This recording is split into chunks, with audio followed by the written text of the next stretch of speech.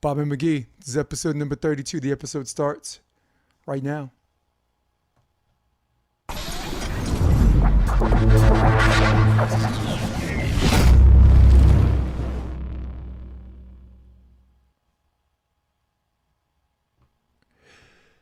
Oh boy, so this is the part where I usually like break out in song. I'm all chipper, I'm in a good mood, but I think I carry kind of a heavy heart today. So many so many sports icons and so many celebrities are just people in whom many look up to and who set the standard and the measuring stick in which a lot of people would like to compare themselves have passed away this weekend. We're going to start the episode. We got a lot to cover. We're going to cover the NBA, maybe a little Lakers Clippers, and of course, we're going to discuss LeBron James and them boycotting like one game and threatening to boycott the rest of the postseason. All of these things come into play. Coach Bruce Arians and I guess his GM having a little spat. But let's start with the elephant in the room, inside and out of sports. Chadwick Boseman passed away at the age of 43. Big heartbreaker for us, Rob. Where were you in it when you heard that? Man, I think I was at home waking up and heard the news. My girl told me the news, and I was just when you hear about something like that, because it's tragic. Maybe it was terminal for him, but we didn't really know that much, and he had some iconic roles, and it's just very difficult because when you have somebody who's, like we're saying, so iconic, who's such a figure, who has such a presence about him, and I've read before where so many young kids looked up to him, like he was the the young African American kids, Christopher Reeves back in the day, where my dad would be talking about Christopher Reeves, who passed away from ALS, and it's just it's terrible, but it just puts like a different an idea onto how iconic even those movies are. Those like when Chadwick Boseman passed away, and or not passed away, he goes to the other realm and talks to his ancestors, and that means so much now because in essence his character has passed away. So it's just very interesting, how in such a short time, not many people maybe knew Chadwick Boseman like 5 years ago, and then he became such an iconic character, and then now it's just rest in peace. Yeah. I mean, think about this. Thurgood Marshall played Marshall. Jackie Robinson played 42. James Brown in the movie Get Up. Black Panther in the movie Black Panther. All of these iconic, not just iconic African American figures, but iconic Americans, and he portrayed this Marvel superhero and part-time Avenger so well that you think Wakanda's a real place, right? You think Wakanda's a real a country, and you think the Black Panther actually was or is a real person. So it's so crazy that he again, Jackie Robinson, iconic American figure, not just African American figure. James Brown, the hardest working man in America. Thurgood Marshall, a big civil rights attorney. And out of all of these iconic figures you can play, I can't even believe the one that leaves an everlasting memory is a character that is fictional. The guy is amazing. There's an old saying, Rob, and we both identify with being black in more ways than one, if not all ways. White people have a career. Black people have a responsibility. And it's so weird that, like, you look at some white celebrities or white people that other people look up to, they can have a flaw. They cheat on their wife. That happened. This dude might have said the N-word like 40 years ago, but he's not that guy now. And he was down, but he turned around. And you have all of these great ways to emulate people. And even some people you can make rationalizations before, because if your mind's set on if you like someone, right? And I'm getting somewhere with this.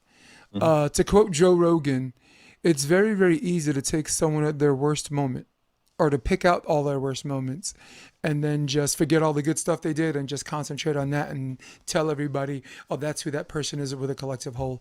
It's easy to do that. I think it's lazy, but I guess lazy is easy. With that being said, you're not going to find a whole bunch of stuff on Chadwick Boseman. You're just not. The guy was squeaky clean. And as far as the whole mantra of white people have a career, black people have a responsibility, the man was the very essence of responsible. The man I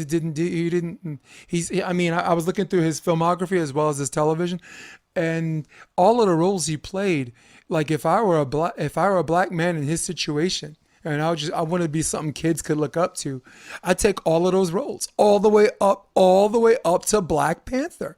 It's amazing what an amazing career this man had, and it's only so sudden because he's kept this illness secret. The director of Black Panther didn't know he had it, and if you're someone's director, Rob, let me tell you something. You know his dick size, okay? You know the size of his shoe. You know everything about him because you're with him 12 hours. Some of these sets you run as much as 12, sometimes 18 hours, and here he stands, and now here he lies, and the only thing left was his immortality, and now he is truly immortal.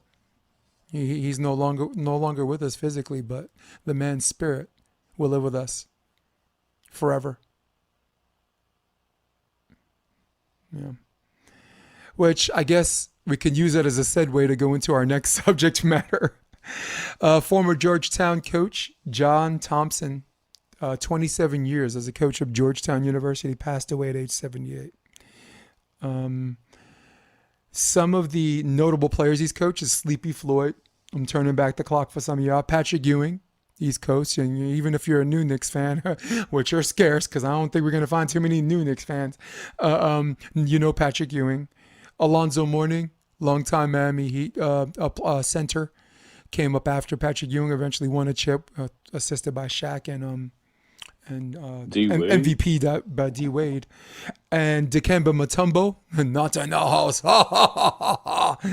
and I guess as the drum roll, Allen Iverson. So I'll go first a little bit since I'm already yapping away about this. My reaction and my first take when I heard this, I was extremely saddened because this almost piggybacked with Chadwick Boseman, right? To quote Chris Rock, it's like, why the hell, you taking all our black men? We only got 8. So I'm just like, geez, it's like in this climate where people are protesting peacefully and people are rioting and this person's running for office, you don't believe him, this person's running for, you just need someone you can believe in, black or white. And then you see these people only in passing do you recognize and respect that there is goodness in the world. This man was a father figure. He wasn't just a coach, he was a father figure. You get any quotes from ESPN or whatever, and all of them going to say, they're going to use the word father like, or like a father, or father this, father that.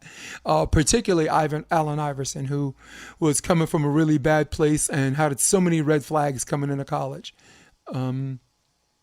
Just want to roll off some stats, and I'll save you the rest of them because I don't want to take up too much of it.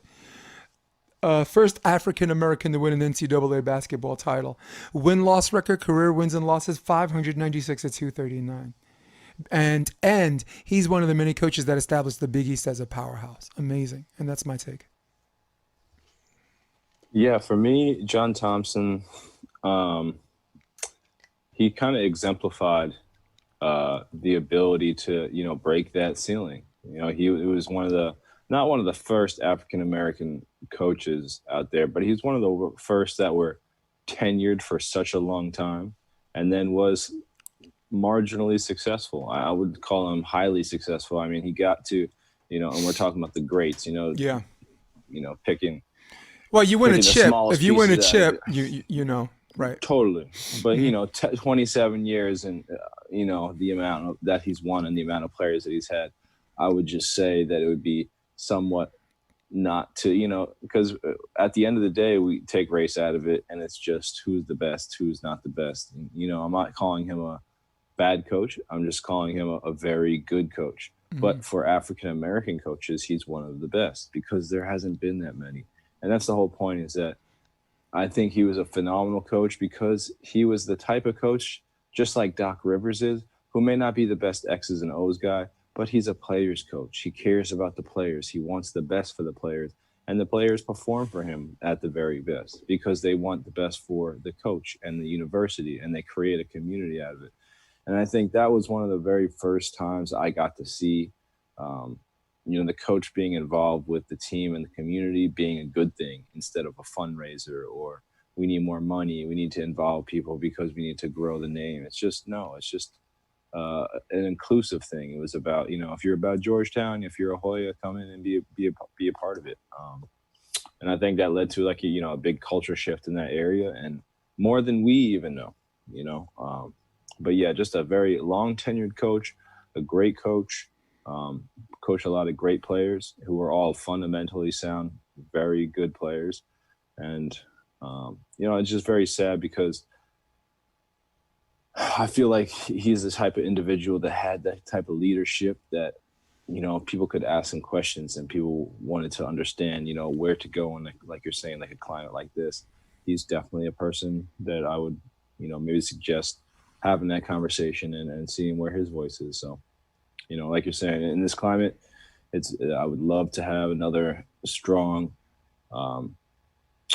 veteran type of leadership, just in this world. So it's sad to Yeah. see again. You know what? You know what I'd like to see in a coach. I mean, like you said, you win a chip. Other coaches that won more chips, but it's hard to even get there. You get to the Final Four 3 times. That's cool too. I mean, he would have had 2 chips if he didn't run into Michael Jordan. I mean, one of those, I believe, was Exactly. in the finals against um, I mean, North Carolina had a really good team too. I mean, I think Jordan was a freshman at that time when he hit that winning shot. But you want to know what kind of coach I want to send my kids to? This is a stat I was going to say for later, but I'm going to just do it now. 97%, Rob, and for everybody listening at home, 97% of his kids stayed all 4 years and left with a college degree. I'm going to say that again to drill it into some people's heads in this world of one and dones, which is okay too, right? Because I mean, right? You're going to use a kid to death, and at the end, he ain't going to get an NBA contract. You want to make sure he graduates. So I'm going to say it again for everyone to appreciate this, only because a small percentage of kids that feel used actually get to the NBA. So I'll say this one more time: 97% of his kids stayed all 4 years and earned a college degree. 97%. Now you look at that in the broad spectrum, and if you look up any stat at Georgetown University, I don't even think 97% of the students there in their totality left with a college degree. That's just not heard of. That's in a perfect world you'd like to see 97%. I mean, in an absolutely perfect world, you'd like to see 100%. But that is what you call a hell of a coach. He's not just creating good volleyball players. He's creating responsible, good young men. Allen Iverson admits he's a different player, a different human being because of him. He and oh, Rob, moreover, last week, you remember we were talking about coaches like Larry Brown that kind of allow you to be yourself and your personality, and at the same time, he can manage that personality and hone it, and you don't. It's not a distraction to your skill set. Hmm. It's not a distraction to the team and the other players. He goes to bat for all of his kids, and I think that's what a coach should do. Like Rob, if you're playing for someone like a coach who's willing to give up his nights and weekends to go to bat for you as far as your game is concerned, or maybe you get in some trouble and you need someone to help you out with that. You know what that does? That entices you to be a better person. You're like, yo, this dude is like, he's counting on me to be to do the right thing. Totally. Maybe I should just do the right thing. So, and that, I mean, there are strong personalities that don't recognize that, but there are so many personalities that snap to when you have someone like that. Snap Yeah. to. So, very interesting. Very interesting stat. Very sad to see the passing of these two. All right, let's get into something a little bit more, a little bit less somber, but still somber because they're level to this nonsense. The NBA players last week, led by the Milwaukee Bucks, sat out their playoff game last Wednesday. Afterwards, many players, including LeBron James, were considering and even threatening to boycott the rest of the postseason.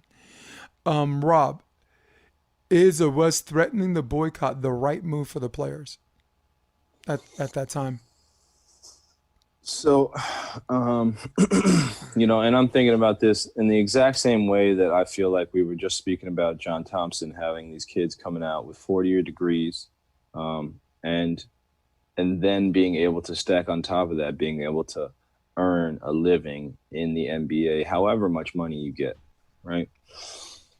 I think the same is true with this situation where no matter how much money you're making, at the end of the day, you still have to go home or go to your place in the bubble until you're allowed to go home, because we're not even talking about that when we're talking about, oh, this guy has to go earn his 36 million a year because the season is the season and everybody just wants their entertainment.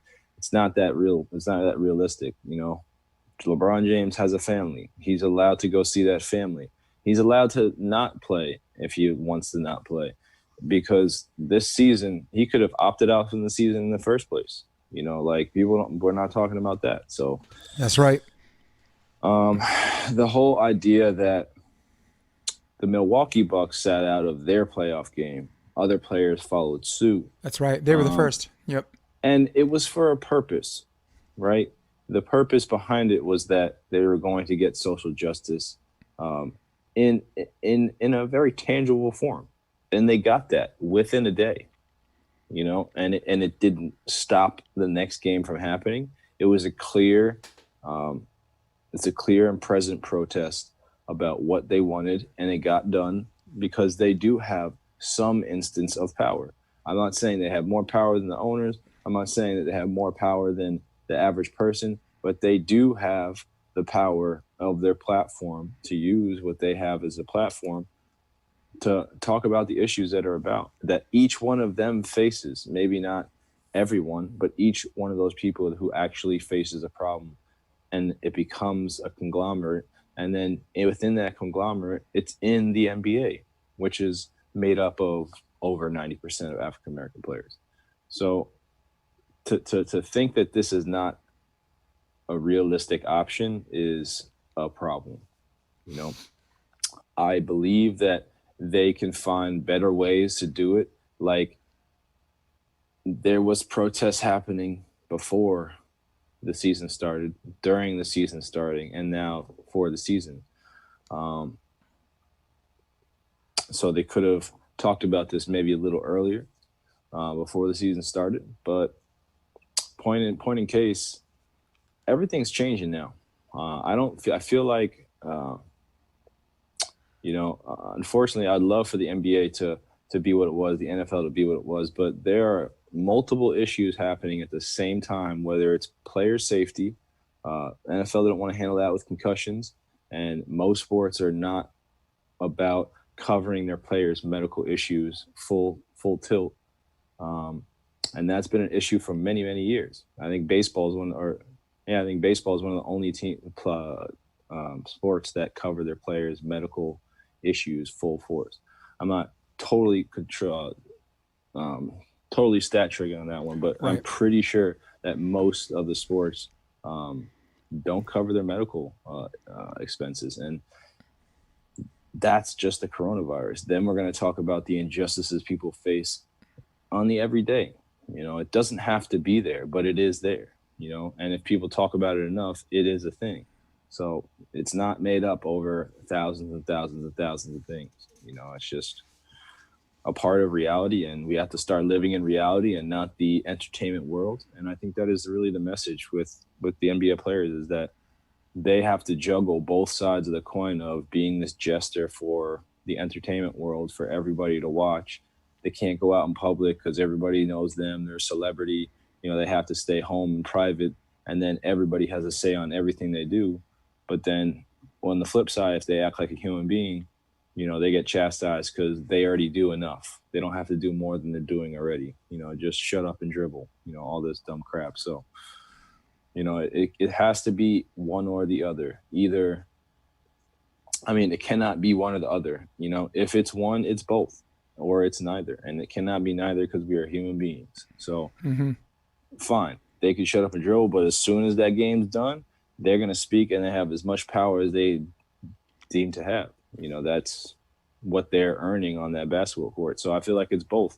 They will play like they have played, but when things happen, they have the power to shut that down by literally physically not playing. The physical skill of getting on the court and making a bucket into the hoop, is what people are asking for. And people don't even know it's because in baseball, there's gambling, right? People can literally throw games. So you're talking about you want a sport back. What you're talking about is you want the pure, unadulterated physicality of somebody giving all of what they've earned for 20 years to put onto a court to show you what they can do. And that's what you're asking them to do. That takes things. That takes 20 years of experience. That takes nutrition. That takes, timing and warm up and warm down and being happy and being able to see your family.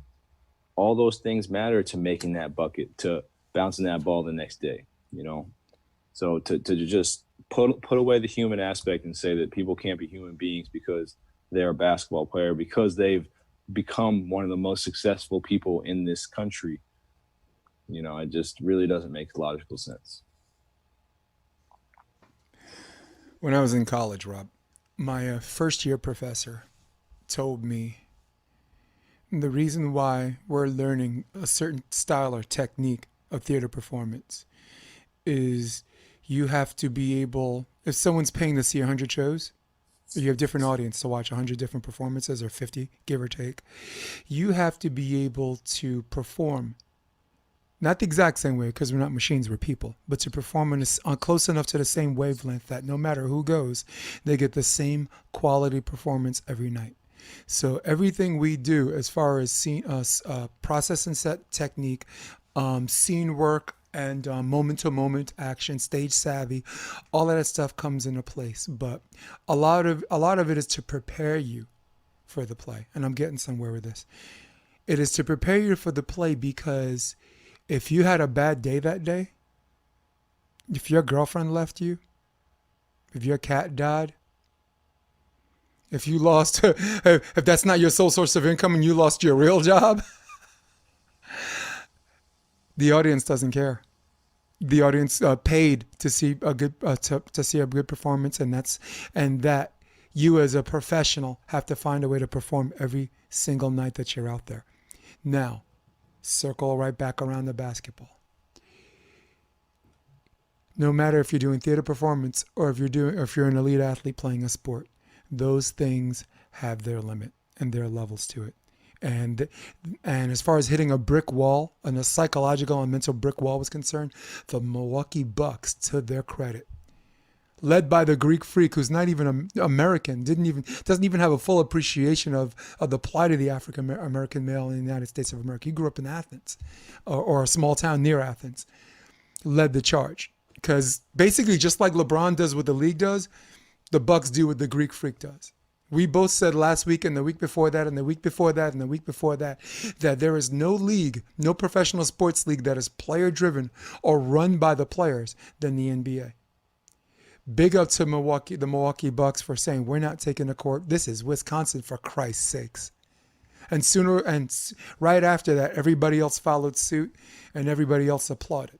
And I really think, I don't even think the owners, what's crazy thing is, like, sports owners, where money, it's just about their bottom line.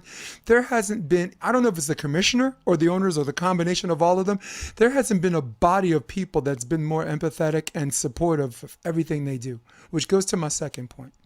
That's why you don't boycott the rest of the season.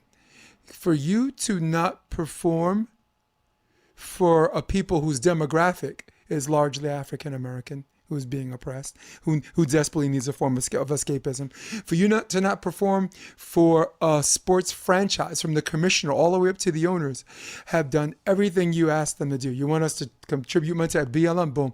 Do you guys want to vote on the restart? Yeah, we want to vote on the restart. Okay, let's pay for a bubble. Let's create a bubble. Let's make sure you guys are tested. Make sure nobody, as few people come up testing positive as possible. Right now, it's still nobody. Okay, now let's talk about getting your families in 10-day quarantine and they can come into the bubble too. So there hasn't been, as far as, I'm not talking about biting the hand that feeds you because that sounds cheap. I'm talking about stay in constant communication for the people who have had your back, as far as social justice, as far as your monetary gain from day one. All right. I'm not talking about LeBron James because everybody's like, oh, I'm not talking about LeBron James because LeBron James can afford to miss this year and next year. LeBron James can stop playing basketball today and probably still be the second highest grossing basketball player. Merchandise and his brand 10 years into retirement and still make more money. So I had concerns about 60+% of the people who, I'm not saying they live in check to check, but more money's more problems, big bills. They kind of need that. So my first take was, when the hell did somebody else's injustice stop a black man from going to work? What? So, but then, I listened to you because just now, and I listened to the conversations you and me had across the board about this. Because this is a new subject matter, but don't we feel like it's more of the same? Don't we feel like it does feel like more of the same? So that's my take on it, and I'm glad they didn't. But I'll say this. I ain't going to be hopping mad if they did. I mean, this season already seems like a wash, and they just look like they're working diligently to say what's there. The ratings have been the lowest in a long time, and I think that'll change if they actually can make it to a finals. I think once a conference finals or an NBA finals comes out, I think you're going to watch the ratings go up. But big up to Greek Freak, big up to the Milwaukee Bucks, big up to LeBron James, because LeBron, I think, didn't have to boycott per se. I think threatening the boycott is a more serious game. You know what I'm saying? Just like threatening to sue somebody is a more serious game than actually suing them. So yeah, I mean, the other thing with that is like, I want games back as much as possible too. But like you're saying, like this is like the Space Jam of NBA right now. It's like anybody who's anybody is on the team, and then it's just like. So it's not. I'm not saying it's not a real season, but let's call it what it is. It's like an exhibition, champion, a playoff. It's. I think it's unfair that they started it where they started it, and then they're going to go right into the playoffs. They might have just rolled it right into the playoffs. Everybody knew where everybody was going to land anyway.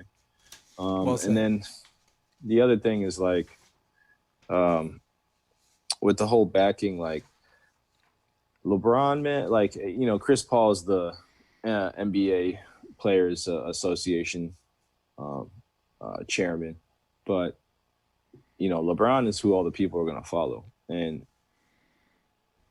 when you have like stuff like this happening, and we've already been through 2 or 3 issues where the players have responded with knee down, during anthem, and then it was the jerseys. Fist up during the anthem, and then all that is a problem. So it's like, okay, so we're trying to say things and now it's a problem. Okay, so let's do a knee down before the anthem, so it's not an issue. And then it wasn't an issue, and then it is an issue because people don't even care, and they just see somebody kneeling down in a picture, and it's the same thing going on. So it's just like, in the essence of, should they play, just a black and white in a vacuum? Of course they should play. They're getting paid, you play. But over time, if you look through history, what's happened, and that they've literally protested the right way multiple times, and there's been nothing happening. And in essence, they've also, I don't know if they've asked for things, because this time they asked for something and they got 3 definitive things. They got NBA arenas being used for election ballots, for mail-in ballot places. Nice. It's just very, very to the point. Changes happen. Okay, we gonna play. Like, I don't get how that's a bad thing. I think this is something that you look forward to. You know, it's something that you say, look, this is where two sides didn't agree in a very instance, and they came together to create an answer. You know, Yeah, I really, and again, I there's no wrong way for them to do it. They've been batting 1,000 as far as doing everything they could as celebrities to represent the community, except physically go out there and protest themselves. And I don't think, I think as much as you'd like to see celebrities go out there and be like, oh, practice what you preach and this and that. I don't think I want a celebrity out in the protest. It just provides too much attention to that person, where now all of a sudden the protest is making it about that person. So celebrities not out there protesting is not a bad thing. That is a good thing. You take care. We're both volleyball players and coaches. I think that one of the things that makes us great at what we do is we take care of things we can control, or we take what we do best and do that.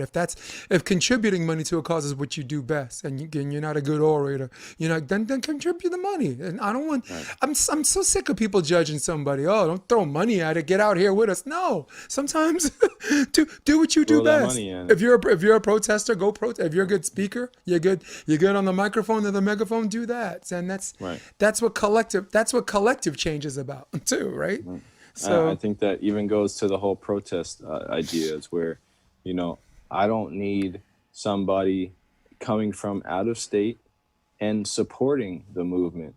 I want you to be in your own state, in your own town, yeah, supporting a movement from your own area of people that you know have conversations at your house. You know, I think this ooh, whole, the stuff that's going on in the country is so just like, stay in your place and make change where you are. Don't go to somebody else's place and make change there. If you truly want change. yeah. Um, Well, I mean, if so if you're a true activist, because activists they don't stay in home base, and we both know what we're talking about. And you and me gotta do a whole episode on just on that, because of how people fall in line with their tribes and not actually have an honest assessment of that. But oh yeah, but I do Rob, think we there's a come with that difference same between energy, boy. I hear you, but there's a difference between travel, because you can travel and do things, but you don't have to activist. You don't have to be an activist outside of a place.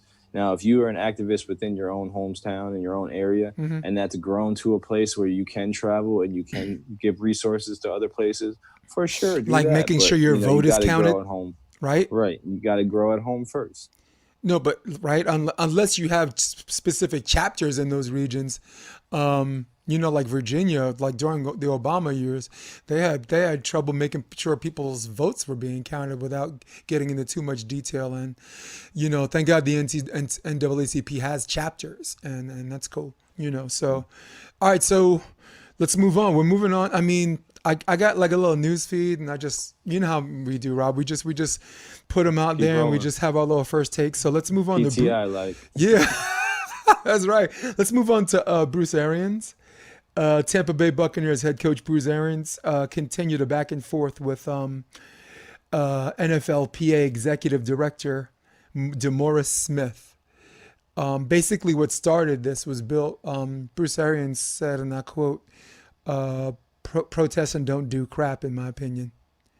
And instead of, he says he's seen it since 1968, and he wants people to take action. And I think we can get into what I thought he meant, but that doesn't matter right now. That's the intro. And excuse me for a second. The DeMaurice Smith basically said everyone's entitled to their opinion, but he is woefully misinformed about the history of protests, both within sports and in America. And Bruce Arians replied by saying, yeah, I have a history, and it might be a little longer than his. So your first take to this back and forth, which some might seem combative. yeah. So it sounds like an argument. It sounds like somebody, whichever side it's coming from, because it can be argumentative, and then it can create an argument. But the whole issue is what are they trying to, what are they trying to talk about here? What is the real issue? And I think when you see that, they're really not talking about anything, and somebody's trying to put the foot down against somebody else. So, and just like the hypotheticals of what I feel like Bruce Arians is talking about or where he's living at. For me, you don't have to be the person that you say you are being. So Bruce can see what he saw in 1968 and have his belief about what he's saying, but then also give the players an amazing opportunity to speak their mind and to, you know, put himself in the best situation to change whatever circumstance he came from. So I don't think that just because he said something, everybody should take it as law. I believe that if you feel like protesting is going to get you to a place, then protest. That is your right. I feel, though, that Bruce is coming from a different place of protesting is effective, but there are more effective methods. There are more areas and methods that maybe he was taught as a kid or he was shown as a kid in those earlier riots that see this is what they're doing, but this is what they should be doing, or this is what they could be doing. And I think it's just for him to pass on that message instead of saying, oh, they don't know what they're doing. Oh, this they have no idea what's going on. They're dumb enough to do this, so they can't even learn. You know, everybody in this planet is smart enough to understand a principle.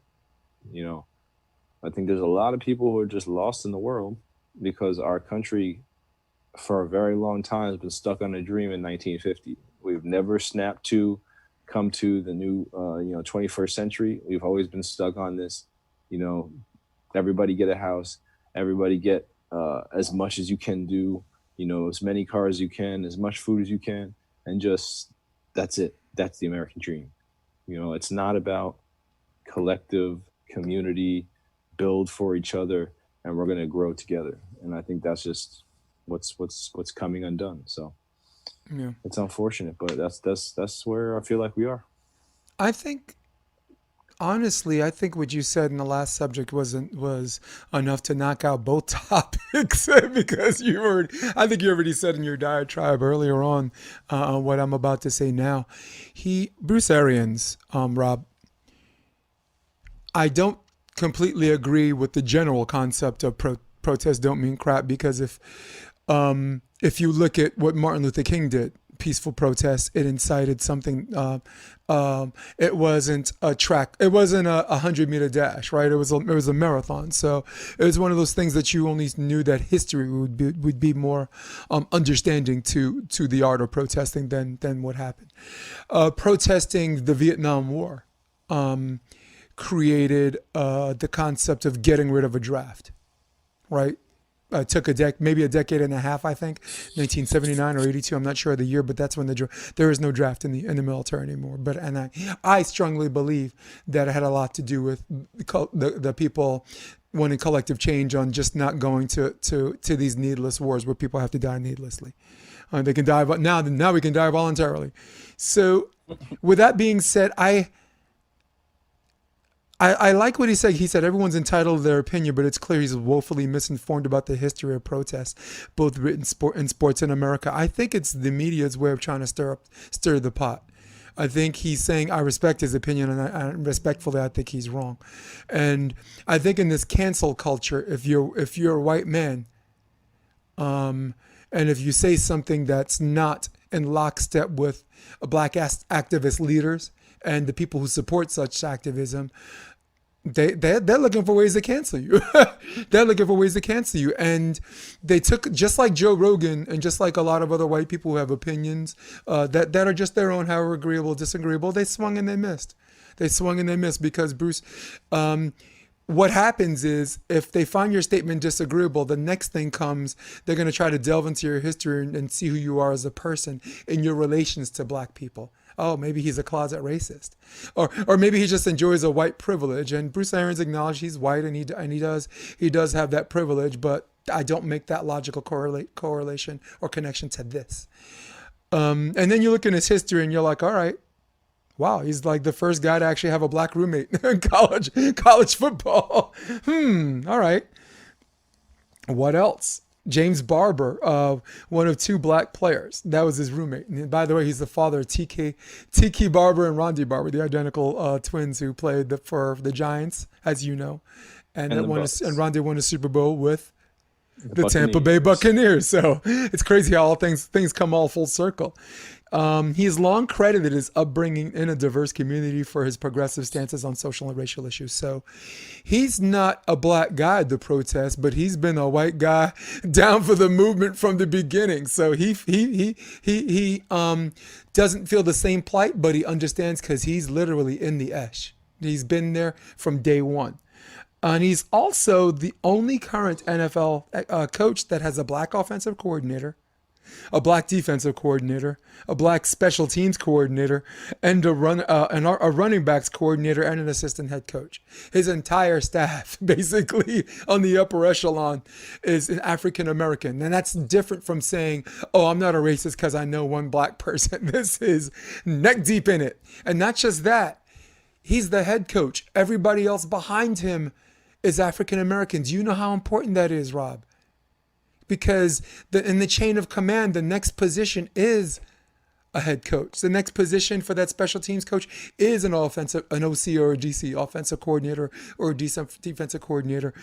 The running backs coach or assistant coach, the next position is something up the chain of command. So this man is doing his part. I think selfishly. I mean, because I don't think the guy's going to hire someone that's black that's not qualified. He's like, wait, they're black and they're good? I'll take them. Makes me look good. So, I mean, it's some of it's selfish, but we both know they like a lot of NFL coaches, or I'm not calling the NFL coaching staffs good old boys clubs. They're not. The owners are good old boys club, but he could have went white. But I think he went the Chris Rock route. I think he went Ty goes to the black man. So big up to him. The article rubbed me the wrong way. I didn't even know if I should have even brought it up on the show, because at the end of the day, it's much ado about nothing. It's one guy that's like saying, hey, what you're saying is not politically correct, and I think you're wrong. I don't think they're enemies. Right? Do you think DeMaurice Smith and Arians are enemies? No. Do you think some of his players were hurt by what Arian said? Maybe some thought he was racially insensitive. But Bruce, if you think you're going to get an apology from Bruce Arians, no, you're going to have to miss me with that one.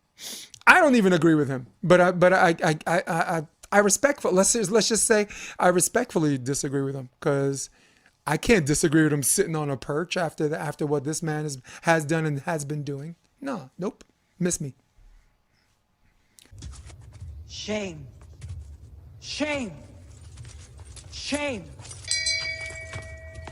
Shame. Shame. Perfect. All right, Rob. Shame or no shame? The Mets blew a 5-point lead, had a 94% chance of winning the game in their first game in the doubleheader, led 7-2. Blowing a 9-point lead, was it shame or no shame? Well, being a New York Yankee fan, probably always going to go with shame when it comes to New York Mets, except for when they got to the playoffs. Had to go support. But yeah, I just think, the Mets are always, they're kind of like the Jets. They always find a way to lose, and, unfortunately, their fan base sticks with them. So, more power to them, but definitely shame. Rob, I got to go with no shame, because, once the Yankees got momentum, who in their right mind, absent of percentage and percentile of chance, did not think the Mets were going to blow this game? So for me, I go no shame, because I thought it was more about the Yankees taking an opportunity, because the Yankees, you still have to score the runs, 5 runs in the 7th inning, and then eventually winning 8-7, and then subsequently winning the second game of the doubleheader. No shame. It's the Mets. Shame's already been there. So, Rob, shame or no shame? Carson Wentz is missing a lot of practice time due to tissue damage illness. In light of the fact they really didn't have a preseason. Shame or no shame that he's missing so much time?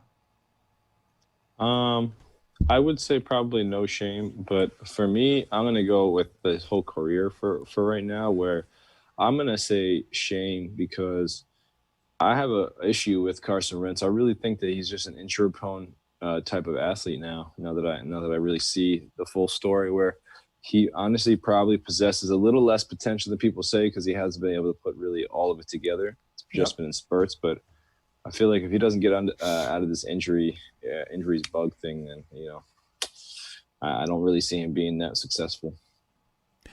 Yeah, I kind of got to go with shame with you on this one. Oops, sorry. Let's do this. I got to go with shame with you on this one because he's been injured since his freshman year. I mean, the honeymoon's over. That first year when he was out there just doing his thing and had this MVP caliber season, we haven't seen that since. And a lot of it has come from him not playing injured, but just getting injured. I mean, to me, the best way to get out there and heal from your injuries is not only to do physical therapy, but constantly just get the reps in. Sometimes the best way, unless it's an injury that requires that you don't play at all, then don't play at all. And that's all I got. That's such a weird shame or no shame. And that's all we got for shame or no shame. All right, we're back. Now we're going to do a segment we call Quick Question. Rob, quick question. Does it really matter if the Clippers face the Jazz or the Nuggets? I think so. I think the Nuggets are a little bit more tougher of a matchup. So definitely I think it'll be the Jazz will be a tougher matchup, easier matchup. I got to go no because I think both teams are playing well and they're going to get the sauce or they're going to play up. Quick question. After this weekend, are the Lakers the favorite to win it all? I don't think so. I think it's a little bit more competitive than people put out. I think, again, we'll see a bunch of 7-game series, and I think there'll be a lot of good teams ready to win that championship at the end. I say yes, but tentatively, but behind some third player has to step up in order to beat the Clippers, and they beat whoever comes out of the East. Quick question. I'll go first on this one. Does Israel Adesanya beat Paulo Costa? Yes. Yes. It's going to be a 5-round decision, and I think that oxygens need muscle. I mean, did I just say that? Muscles need oxygen, and I think he'll leak it out. I'd have to go with yes, but I think if it goes 5, I don't think it's going 5, but if it goes 5, it's going to be Adesanya. If it doesn't go 5, it's Costa. Quick question, yes or no? Does Tyron Woodley beat Colby Covington? I gotta say no. Ask me a year ago, I saw Tyron just wear his anger all over Covington's face, but after that match against Kamaru, I got caused the pause. Damn it. Man, I want to say no because I really think that Kobe Covington's gonna, it's just from what I've seen recently, but I honestly think that Tyron Woodley is gonna do something this fight finally. So I'm gonna say yes. All right, quick question. Cool, quick question. Yes or no? Do the Yankees win the World Series this year? No, Okay. I don't think so. Got to go no. Tampa, they got to find a way past Tampa Bay, who's owned them before, last year and this year. Last quick question. Yes or no? Does NCAA beach volleyball happen next spring? Yeah, I think so. I think beach volleyball is one of the easier sports to keep under check. So, Nice. Yes. Cool. Ladies and gentlemen, that concludes our new segment of Quick Question. And we were a lot quicker this week than last week. Last week was still fun too, don't get me wrong. Sports movie of the week. My sports movie of the week is The Hurricane. People, go watch The Hurricane. Oscar-worthy performance by Denzel Washington playing the character of Reuben Hurricane Carter, who spent 30 years in prison for a crime he did not commit. Vasella Shannon plays the character Lesra, which is basically Lazarus. So basically what happens is he gets put in jail, prosecuted, convicted and sentenced to life. He and the the guy who was his driver that night for a crime they didn't commit. 2 black people shot up a bar, and to the police at that night, any 2 black people would have done. Held by a jury of his peers, wink, wink, was convicted and sentenced to life in prison. And based on the true story, his release was inspired by a kid who read his book. He wrote a book called The Hurricane, and when the kid read the book, asked his surrogate family at the time who was educating him, what are we going to do about it? And they're like, what do you mean what are we going to do about it? And this kid inspired his caretakers, and the caretakers inspired lawyers, and the lawyers inspired law enforcement to get back on board with this, eventually leading to this man's well-deserved and justified freedom. The killers, by the way, were never caught. But you want a powerful movie, and you want to see Denzel Washington at his absolute best, if there is ever not such a thing. I give you The Hurricane. Yeah, or just a sports movie with Denzel. I don't think he's done too many sports movies. Yeah, well, remember the Titans, right? Yeah. Yeah, but I mean, like, him being the actual athlete, but. Yeah, my sports movie, I'd have to go with Major League. I think we talked about it once or twice, but yeah, I love that movie as a baseball player when I was younger. Just kind of like a very comedic movie about a team who's not as good. They're supposed to lose every game, and it happens in a lot of sports where teams are just supposed to lose, so they get a good draft pick or they get some funds from the league. It's a very financial thing, so it's nice to see a band of players who kind of outfits and guys who are about to leave a league or not believed in, and they kind of come together and find a common goal to do really well, and they actually come back and make the playoffs and do their due diligence by the end of the season. But through all this turmoil that the owner puts on them, it's just a great movie. And it's got, I believe, Charlie 3, Sheen, two more movies after. It's Major League 1, 2, 3. But nothing beats that original. Yeah, and nothing beats the original. You got fantastic cast. All of them have gone on to do great movies. You got Pedro Serrano. Great.